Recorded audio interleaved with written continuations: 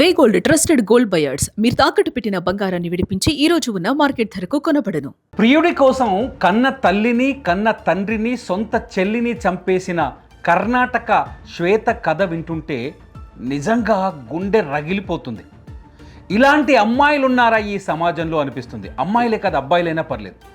ఇలాంటి మనుషులు ఉన్నారా ఈ సమాజంలో అనిపిస్తుంది.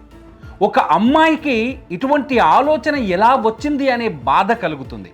ఎందుకంటే సాధారణంగా జులాయి తిరుగుడు తిరిగే కొడుకులు డ్రగ్స్కి అలవాటు పడో, లేకపోతే అమ్మాయిల వెంట తిరిగో, లేకపోతే డబ్బుల్ని నాశనం చేసో, వేరే దారి లేక కన్న తల్లిదండ్రుల్ని చంపిన వాళ్ళలో ఎక్కువగా పురుషులు ఉంటారు. కానీ ఒక అమ్మాయి బాగా చదువుకొని సాఫ్ట్వేర్ ఉద్యోగం చేస్తున్న ఒక అమ్మాయికి ఈ ఆలోచన ఎందుకు వచ్చింది అనే బాధ కలుగుతుంది, భయం కూడా కలుగుతుంది. పిల్లల్ని కూడా నమ్మలేని పరిస్థితి వచ్చిందే ఈ సమాజంలో అనే ఆవేదన కలుగుతోంది. ఎంత దారుణం అంటే ఒక్కొక్కసారి అనిపిస్తుంది, కన్న ప్రేమ కంటే, కన్నవారిపై ఉండే ప్రేమ కంటే కామంతో పుట్టిందా లేకపోతే నిజంగానే పుట్టిందా తెలియదు, కానీ ప్రియుడిపై ఉండే ప్రేమ ఎక్కువగా కనిపించిందా ఈ అమ్మాయికి అని ప్రశ్నించాలనిపిస్తోంది. అది కామంతో వచ్చిందా లేకపోతే ఎలా వచ్చింది అంటే ఇక్కడ ఆ మాట అనాలనిపిస్తోంది. ఎందుకంటే ప్రియుడిని తీసుకొచ్చి ప్రియుడితో ఉంటూ ప్రియుడికి వ్యాపారంలో నష్టం వస్తే ఆ నష్టాన్ని తీర్చమని తండ్రిపై తల్లిపై ఒత్తిడి చేసి ఆఖరికి కత్తితో 50 సార్లు పొడిచి చంపేసిందాలనంటే ఏ ప్రేమ గొప్పది ఇక్కడ? ఖచ్చితంగా కామం వల్ల వచ్చిన ప్రియుడి ప్రేమ గొప్పదనే ఆలోచించింది కదా అమ్మాయి. నేను ఈ మాటలు అంటున్నానని ఖచ్చితంగా నా మీద కోపడొచ్చు చాలామంది, కానీ అనిపిస్తోంది ఇక్కడ అమ్మా నాన్న మన ఎదుగుదల కోసం, మన జీవితం కోసం ఎన్ని త్యాగాలు చేస్తారో తెలుసా? శ్వేతలా ఆలోచించే చాలామంది అమ్మాయిలకు చెప్తున్నాను, చాలామంది అబ్బాయిలకు కూడా చెప్తున్నాను. కన్న తల్లిదండ్రి మన ఎదుగుదల కోసం, మన కోసం ఎన్ని త్యాగాలు చేస్తారో తెలుసా? వాళ్ళ సంతోషాలు ఎన్నింటిని వదులుకుంటారో తెలుసా? వాళ్ళ కోరికలని ఎన్నింటిని చంపుకుంటారో తెలుసా? వాళ్ళ లక్ష్యాలని ఎన్నింటిని వదిలేసి మౌనంగా రోధిస్తారో తెలుసా? అలాగే పెంచాడు సోమసుందర్, అట్లాగే ముత్తులక్ష్మి ఇద్దరు. ఈ తల్లిదండ్రులు శ్వేతని అలాగే పెంచారు.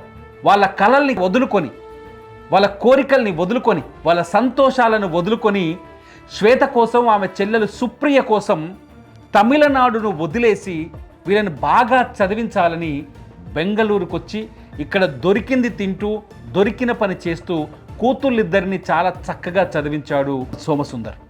కానీ పెద్ద కూతురు శ్వేత బాగా చదివింది, సాఫ్ట్వేర్ ఉద్యోగం చేసింది, కానీ చివరికి తల్లికి తండ్రికి ఇచ్చిన గిఫ్ట్ ఏంటో తెలుసా?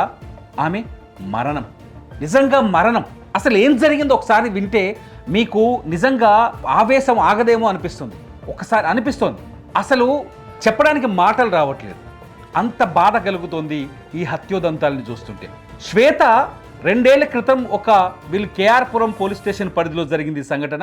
బెంగళూరులోని కేఆర్పురం పోలీస్ స్టేషన్ పరిధిలోని సీగేహల్లిలో ఉన్న డమనిక్ లేఅవుట్లోని సాయి గ్రీన్ అపార్ట్మెంట్లో ఈ 3 హత్యలు జరిగాయి. శ్వేత 2 ఏళ్ల క్రితం సాఫ్ట్వేర్ జాబ్ మొదలుపెట్టింది. బెంగళూరులోని ఒక ఫేమస్ కంపెనీలో సాఫ్ట్వేర్ ఉద్యోగం చేస్తుంది.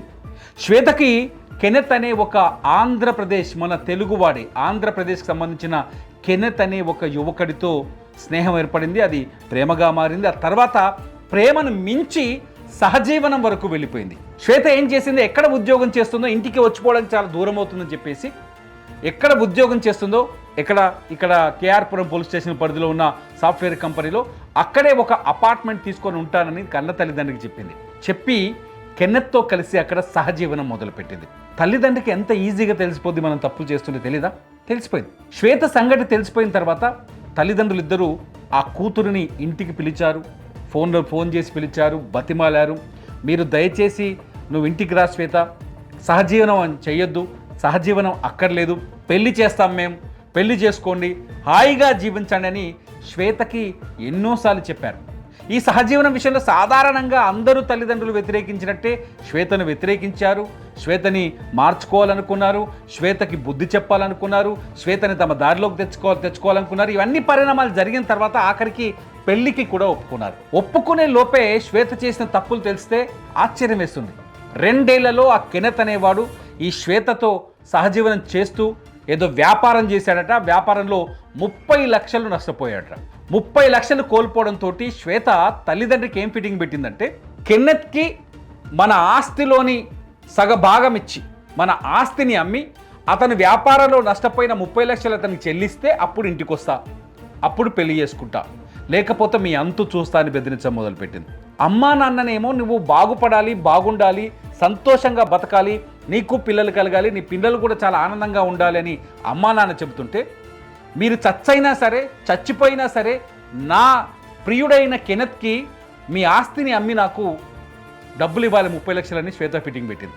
ఈ వాగ్వాదం, ఈ ఘర్షణ, ఈ గొడవ నడుస్తున్న సమయంలోనే శ్వేతని ఎలాగైనా ఇంటికి తెచ్చుకోవాలనే ఉద్దేశంతో ఏం చేశారంటే, ఆదివారం రోజు రాత్రి తల్లి ఎవరైతే ముత్తులక్ష్మి ఉందో శ్వేత అడ్రస్ని కనిపెట్టి, ఏది కేఆర్పురం పోలీస్ స్టేషన్ పరిధిలోని సీకేహల్లిలో ఉన్న శ్వేత అడ్రస్ని కనిపెట్టి తల్లి వెళ్ళింది అక్కడికి. ఫస్ట్ తల్లి వెళ్ళిన తర్వాత తల్లి నుంచి స్పందన రాకపోవడం, తల్లి మాట్లాడకపోవడంతో అసలు ఏం జరిగిందో తెలియక మరునాడు ఉదయమే తండ్రి సోమసుందర్ చెల్లి సుప్రియని తీసుకొని, తన చిన్న కూతురుని తీసుకొని మళ్ళీ ఆ సీగేహల్లిలోని శ్వేత అపార్ట్మెంట్కి వెళ్ళారు. శ్వేత అపార్ట్మెంట్కి వెళ్ళిన తర్వాత పొద్దు నుంచి సాయంత్రం దాకా వాగ్వాదం, ఘర్షణ ఇదంతా జరుగుతున్న సమయంలోనే ఊహించని పరిణామం రాత్రి 10 గంటల సమయంలో బయటపడింది. ఏం చేసిందంటే, ఆ రోజు సోమవారం రోజు రాత్రి 10 గంటలకి శ్వేత తండ్రి ఎవరైతే సోమసుందరం ఉన్నారో తీవ్రమైన కత్తిపోట్లతో తప్పించుకొని ఇంటి బయటకు పరిగెత్తాడు. మెట్ల మీద రక్తపు మడుగులో కుప్పకూలిపోయాడు. అతని అరుపులు విని మిగతా వాళ్ళు వచ్చారు. పోలీసులు వచ్చి ఆ సోమసుందర్ని ఆసుపత్రికి తరలించారు. ఇంట్లోకి వెళ్ళి చూస్తే ఏముంది, రక్తపు మడుగులో అప్పటికే శవాలై కనిపించారు తల్లి ముత్తులక్ష్మి, చెల్లి సుప్రియ. శ్వేత తన ప్రియుడు కెన్నెత్ ఇద్దరూ కలిసి కత్తి తీసుకొని ఈ ముగ్గురిని 50 సార్లు పొడిచారు. ఒక్కసారి కాదు, 2 సార్లు కాదు, 50 సార్లు పొడి చేశారు. 50 సార్లు పొడిచారు. తల్లి అక్కడే ప్రాణాలు వదిలేసింది. సుప్రియ చిన్న పాప 19 ఏళ్ళ అమ్మాయి ఏజు, ఆ అమ్మాయి కూడా అక్కడే ప్రాణాలు వదిలేసింది. సోమనాథ్ ఆసుపత్రి వరకు తీసుకునే లోపు పోలీసులకు ఒక వాంగ్మూలం ఇచ్చాడు. నా కూతురే తన ప్రియుడితో కలిసి నన్ను, నా భార్యని, నా చిన్న కూతుర్ని పొడి చేసిందని ఆయన మరణ వాంగ్మూలం ఇచ్చి అతను కూడా తుది శ్వాస విడిచాడు. ఎక్కడో తమిళనాడు నుంచి కూతుళ్ళ జీవితం బాగుండాలనే ఉద్దేశంతో ఆ సోమసుందరం ఊరంతా వదిలేసి, కన్నవారిని వదిలేసి, బంధువులను వదిలేసి, అన్నింటినీ వదిలేసి బెంగళూరుకు వచ్చి కూతుళ్ళ కోసం తన జీవితాన్ని త్యాగం చేస్తే, ఆ పెద్ద కూతురిచ్చిన గిఫ్ట్ ఏంటో తెలుసా? తండ్రికి రిటర్న్ గిఫ్ట్ అత్యంత దారుణమైన హత్య. ఇక్కడ అందుకనే నేను మొదట్లో చెప్పాను కదా ఈ వీడియో స్టార్టింగ్లో, కన్న ప్రేమ కంటే కామంతో పుట్టిన ప్రేమ గొప్పగా కనిపించిందా శ్వేతకి అనే ప్రశ్న అడగాలనిపించింది కదా. అందుకే అన్నాను, కన్న ప్రేమ కంటే కామం ద్వారా కామంతో పుట్టిన ప్రేమ ఇక్కడ పెద్దగా కనిపించింది. ఆ ప్రేమలోనే ఎక్కువ ఎమోషన్స్ని వెతుక్కుంది శ్వేత. కన్నవారు ఆమె బాగోగులు కోరుకునేవారి ప్రేమలో కనీసం మంచితనం కనిపించలేదు. కనీసం ఒక ప్రేమ హృదయం కూడా, మానవత్వంతో కూడిన మంచి మనసు కూడా కనిపించలేదు. తల్లిదండ్రులను శత్రువులా చూసింది. ప్రేమించిన కెనెత్ అనే ప్రియుడిని జీవితంగా చూసింది. ఫలితంగా ప్రియుడితో కలిసి కన్నవారి రక్తాన్ని కళ్ళ చూసింది. ఈ కూతురికి ఏ శిక్ష విధించాలి? ఇటువంటి సంఘటనలు సమాజంలో జరుగుతాయని మనం ఊహిస్తామా? మనం ప్రేమగా అల్లారు ముద్దుగా పెంచుకున్న కూతురే మనకు శత్రువై కత్తి మన గుండెల్లో కత్తి దించుతుందని మనం అంచనా వేస్తామా? ఏం చెప్పాలి? కూతుళ్ళు ఇలా మారకుండా ఉండాలంటే, కొడుకులు ఉంటారు సాధారణంగా ఇటువంటి కేసుల్లో, కూతుళ్ళు కొడుకులు ఇలా రాక్షసుల్లా మారకుండా ఉండాలంటే ఎలా పెంచాలి? సోమసుందరం పెంచిన తీరు చూస్తే చాలా గొప్పగా కనిపిస్తుంది. మంచిగానే పెంచాడు, ప్రేమతో పెంచాడు, ప్రేమగా చదివించాడు.